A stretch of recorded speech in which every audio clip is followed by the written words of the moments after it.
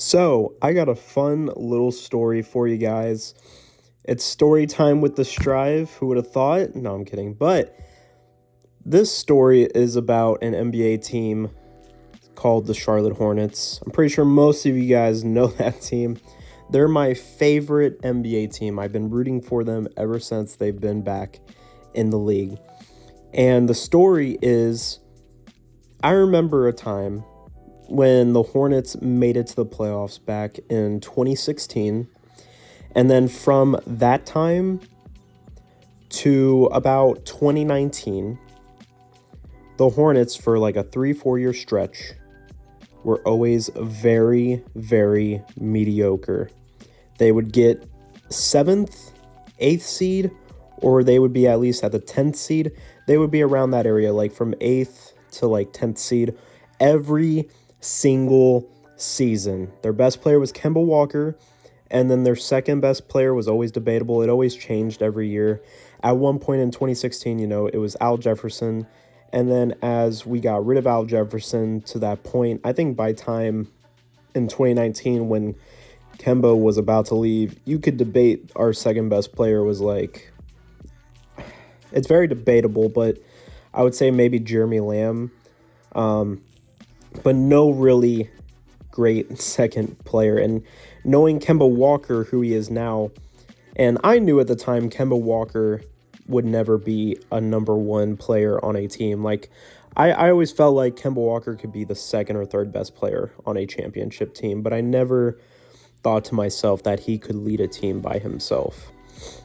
But what the Hornets did was they were mediocre every single season. And they kept Kemba Walker because they felt like that was their franchise player. And they would always build a mediocre team around him with very average players on some very average salaries. And what came about it was nothing. Their attendance for, those season games and everything would never peak. Hornets always had like a bottom 28 in attendance at their stadiums.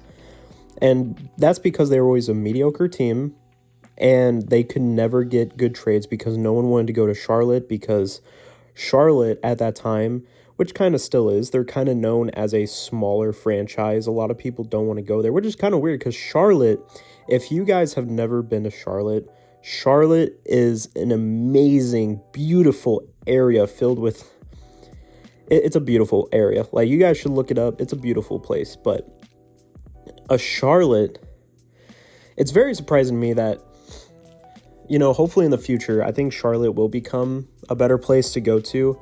And I think people will start to go there because it's an amazing place.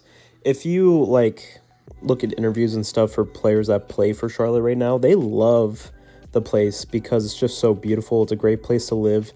Very kind people and stuff like that. But they were always very mediocre. And then after 2019, that season going into 2020, they got rid of Kemba Walker and they started to rebuild, kind of retool more, but it was more of a rebuild. And then they got the 3rd pick in the draft. They lucked out in the lottery. They drafted LaMelo Ball.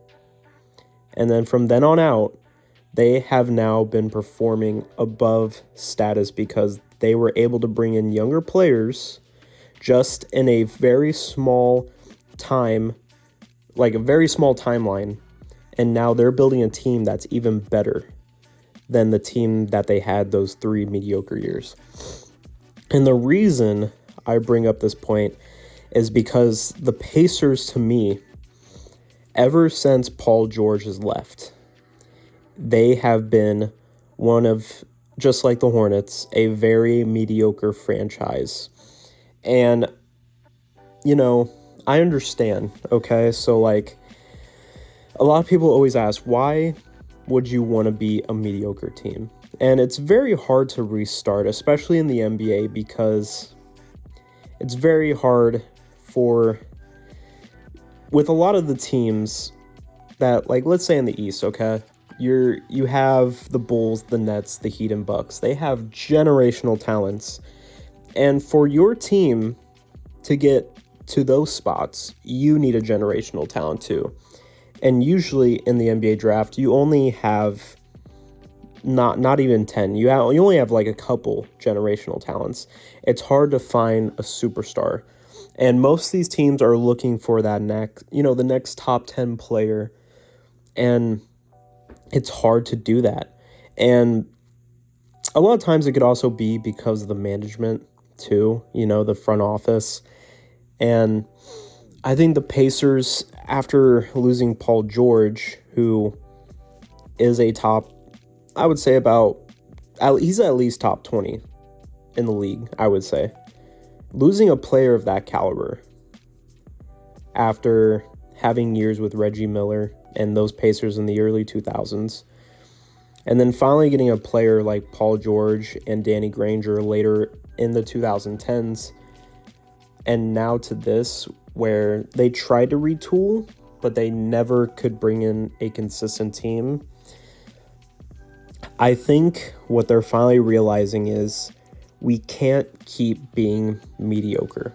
And Indiana knows that they're in the same spot as Charlotte, where a lot of people don't, want to go to Indiana. A lot of people aren't like, oh, let's go to Indiana. No. A lot of people are more like, let's go to Miami, for the Heat. They're like, oh, let's go to Brooklyn, New York. And I mean, stuff like that. Chicago's more appealing. Most of these places are more appealing than Indiana or Charlotte or Washington or Atlanta. Places like that. Detroit, Orlando, which, well, okay, Orlando's not that bad. The Magic are just bad in general, no offense. But with that, I think the Pacers are finally realizing that they can't keep being mediocre. They have to rebuild, maybe retool more. They have Sabonis, Karis LeVert, and Malcolm Brogdon. And I think mainly what their issue is that they took on players that get injured a lot. They're great players. Karis LeVert has not lived up to expectations as he used to. He's been injured all the time. And then with not just injuries, but also with the virus happening, I think the Pacers front office finally realizing they can't keep doing this. And I don't blame them. Who wants to stay mediocre forever? I know I wouldn't want my team to stay mediocre forever. The Hornets, they were mediocre for 3 years. And now, actually probably longer than that. You could probably argue way longer than that. But for that 3-year stretch, they are now a team that's 22-19. They're almost tied for the 5th seed in the Eastern Conference with the 76ers and the Cavs. And they beat the Milwaukee Bucks back-to-back in games. I'm serious. Go look at their schedule. They beat the Bucks in back-to-back games. Name any team that has been able to do that, has been able to beat a championship-level group in the past years, like in back-to-back games. Nobody. That's ridiculous. The Hornets would not have been able to do that if they went on their rebuild and everything. The Pacers need to rebuild or retool. They need to trade their best players, get great assets while they can, because the value of the players that they have right now are only going to go down the more that they lose. Karis LeVert's value has probably went down already to this point because he's been injured all the time and he hasn't been playing up to par. Malcolm Brogdon and Sabonis, you need to get as much assets as possible right now. A lot of teams could use those players, and you need to do everything you can to get rid of those players and get as high value assets as possible right now, because their value right now is through the roof, and any team would love to have either one of those players. And not just them, but like TJ McConnell, he's a stud. Any team would love to have him too. These are championship caliber role players that you can put in place that any team would love to have them. And they know that those players are going to give them value in the long run. So you'll have teams definitely give up draft picks for these players. It's just, if the real question is, are the Pacers gonna be able to do that? Do they want to keep living in mediocrity, or do they want to set themselves up for a better future and be able to put their team in a better position in the future? And I think that's what the Pacers are going to do. You've already been seeing the rumors that hopefully they will be trading their players by maybe the trade deadline. And I truly believe that is what they need to do. If they don't, I'll be shocked, but I think this is the best decision for the Indiana Pacers moving forward. English is hard. I'm sorry. But this will definitely be their best decision moving on, in my opinion.